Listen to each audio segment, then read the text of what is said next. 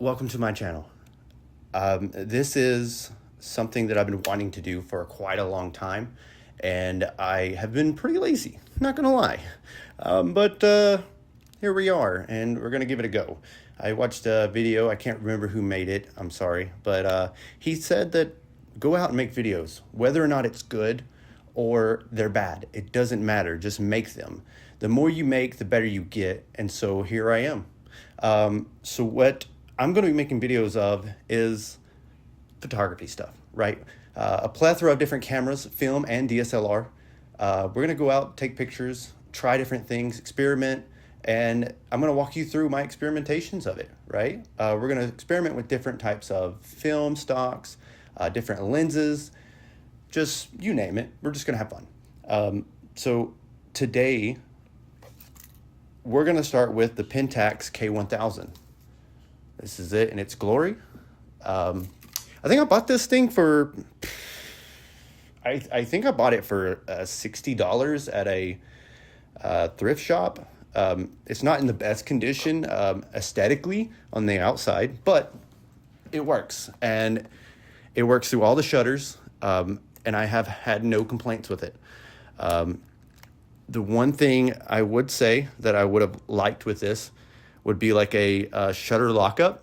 However, there is a little trick that you can do to get the shutter to lock up. I think they call it the Pentax slap. What you do is you kind of take your finger like this and you slap it up against the top of that, and then it'll lock it up. There you go. And yeah, I really like this camera. I have a couple of different lenses for it. I believe right now on this thing, I have the Pentax M28mm 2.8, f2.8. One is the 50mm. I think it's 1.8 also. I'm not sure. I'll have to look at it. We'll show. But I think I'm going to load it up today with some Kodak Gold 200. I love this film stock. I will shoot the Kodak Ultramax 400 when I want to get a similar look as the 200. However, it's a little bit more punchier, and I don't like that. I like a little bit more silky. You'll see. All right, so let's get started. Let's load up some film. All right, so I'm going to load this up. So what I do, and this is my preferences, some things that I've learned. I open it up, right? Bada bing, bada boom. It's open. And then I'm going to put my film in here, just like so. Shut this down, lock it in like that. Then I'll open up my winder, and then I'll wind the knob up until I start feeling tension. It's going to feel like the film's trying to pull back in. And then when I get to that point, cool, that's good. So then I'm going to slide it over here, and then I'm going to put it into the slot, just like so.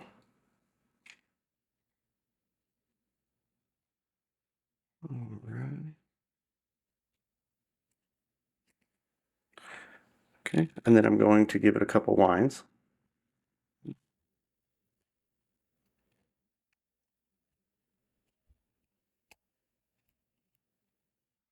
Once it's like that, I'll go ahead and close it. Should be okay. And then I'm going to hit the shutter. And the reason why I leave this open and wound like that is so that I know that when I pull this cocking lever and I see this turn, I know that the film hasn't slipped. Sometimes it does slip, so there we go, there's one frame. Okay, so now it's good to go. I'm going to put on this lens, do the lens shuffle. It's somewhere around here. Let's see, where is it at? There it goes. Okay, and we're ready to shoot. Let's go.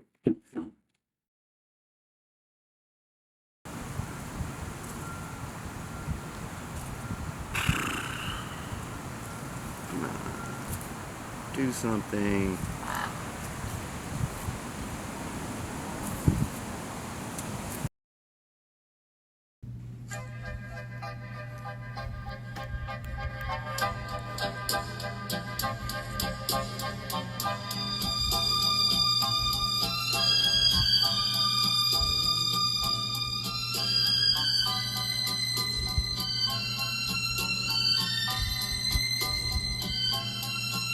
Hello, everybody.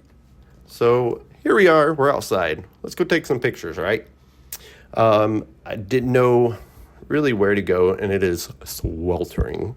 Here I am looking fabulous, I guess. We'll pretend that didn't happen. But so went around looking for pictures, random things.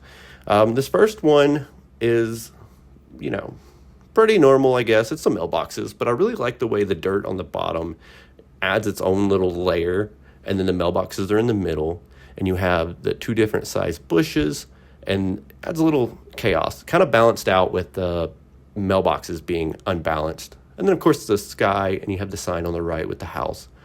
I don't know. Worth taking a picture, right? So I used the Sunny 16 rule. Who doesn't, right? So with ISO of 200, that means I would be using a shutter speed around 200. I only have 250 here, so I'll put it there. On a sunny day with aperture of f16.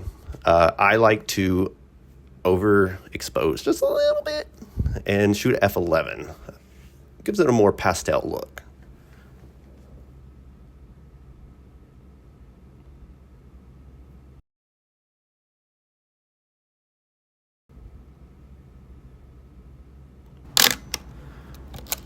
I do dig the plane in the background. Wasn't planned. I'm just kidding. I told him it was. So right here, kind of want to point out, shooting in black and white and color is different.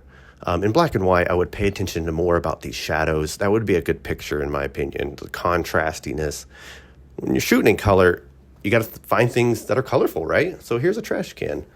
Pretty normal, regular old trash can. I mean, you don't know unless you shoot it, right?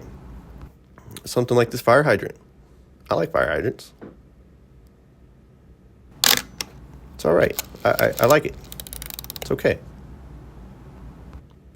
So here's a little path. I actually took two pictures. This one, I don't really know what happened here. And this one's okay.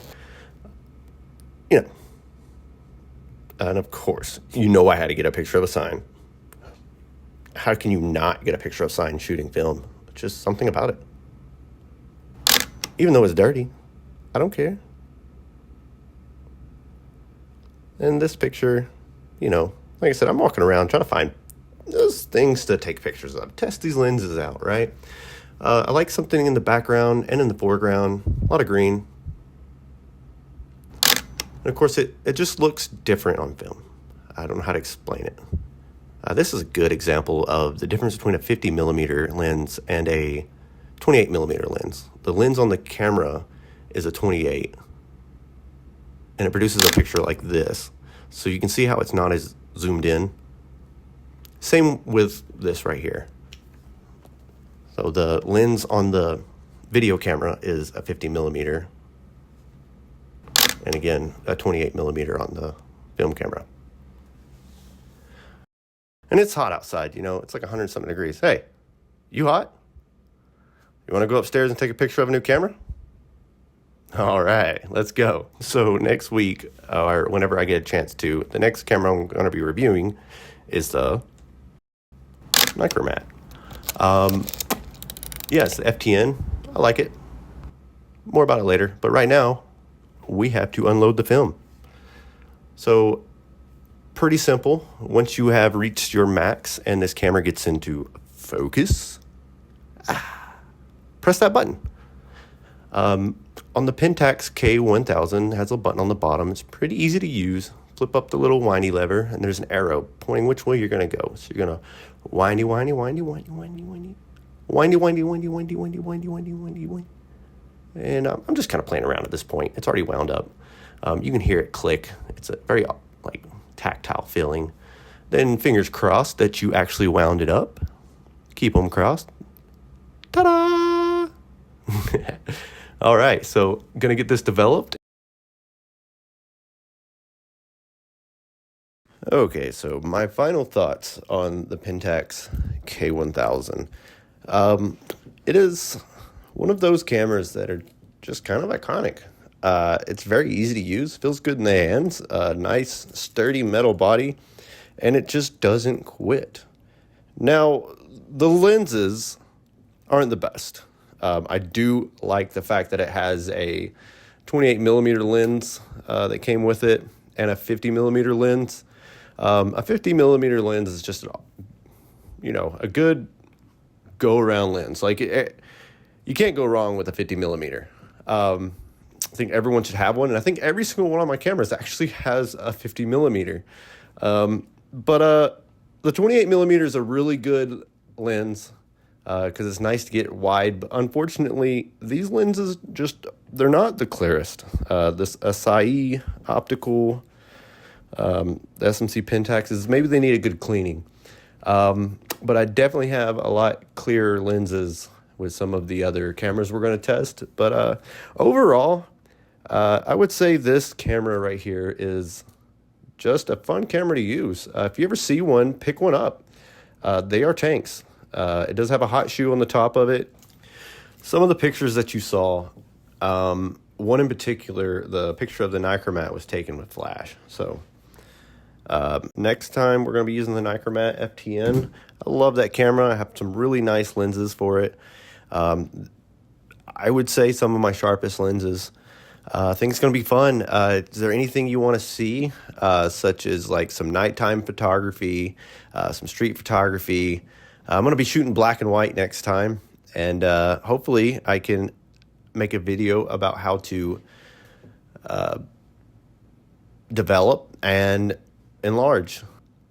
And without further ado, goodbye.